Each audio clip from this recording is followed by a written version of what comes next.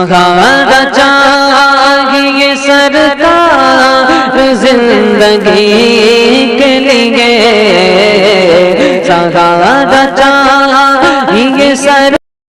محترم سامعین کرام، السلام علیکم ورحمۃ اللہ تعالی وبرکاتہ. الصلاۃ والسلام علیک یا رسول اللہ وعلی آلک واصحابک سیدی یا رسول اللہ صلی اللہ تعالی علیہ وسلم.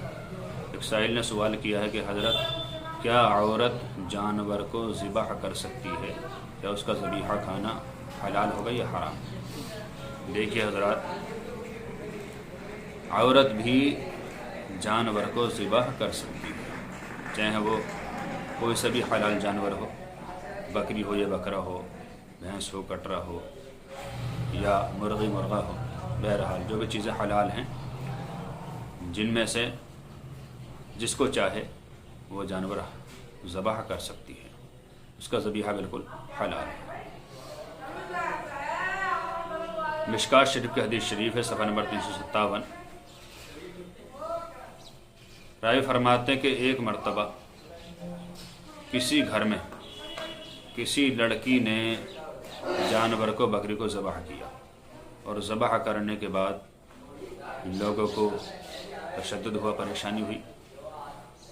حضور صلی اللہ تعالی علیہ وسلم کی بارگاہ میں حاضر ہوئی، یا رسول اللہ صلی اللہ تعالی علیہ وسلم، ایک لڑکی نے بکری کو ذبح کر دیا ہے، اس کا گوشت وغیرہ بنا لیا گیا ہے، کیا ہم اس کو کھا سکتے ہیں یا نہیں؟ یعنی ان کے پوچھنے کا مقصد یہ تھا کہ عورت کا ذبیحہ حلال ہے یا حرام. تو حضور صلی اللہ تعالی علیہ وسلم نے ارشاد فرمایا بالکل کھا سکتے ہیں، بالکل جائز ہے. تو پتہ چلا کہ آج بھی اگر کوئی عورت کوئی جانور کو ذبح کرتی ہے تو اس کا ذبیحہ بالکل حلال ہے. در مختار میں بھی یہی دیا ہے. مصنف علیہ الرحمہ لکھتے ہیں،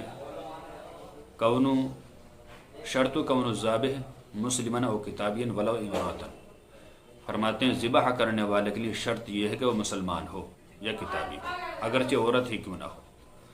مسلمان ہوگی تو اس کا ذبیحہ حلال ہے. اور فتاوی رضویہ شریف میں، فتاوی مصطفیہ شریف میں بھی یہی دیا ہے، جلد نمبر 8 صفحہ نمبر 332 اور 33 پر. اعلی حضرت فاضل بریلوی رحمۃ اللہ تعالی علیہ ارشاد فرماتے ہیں ذبح کرنے کے لیے دین سماوی کا ہونا شرط ہے، اعمال کا ہونا شرط ہے.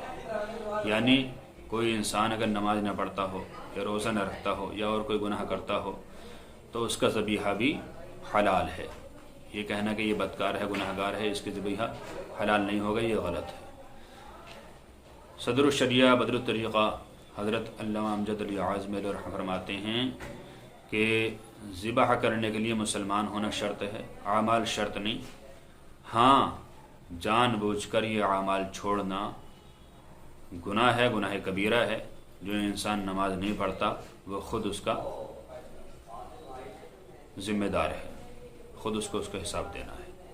پتہ چلا کہ مسلمان ہونا شرط ہے. اعمال اگرچہ کیسے ہی ہوں، کوئی بھی مسلمان مرد ہو یا عورت وہ کسی بھی جانور کو، کسی بھی حلال پرندے کو ذبح کر سکتے ہیں. اللہ تعالیٰ سے دعا ہے کہ بولنے میں کوئی خطا اللہ تعالیٰ معاف فرمائے، ہم سبوں کو ان مسائل پر عمل کرنے کی توفیق عطا فرمائے. السلام علیکم.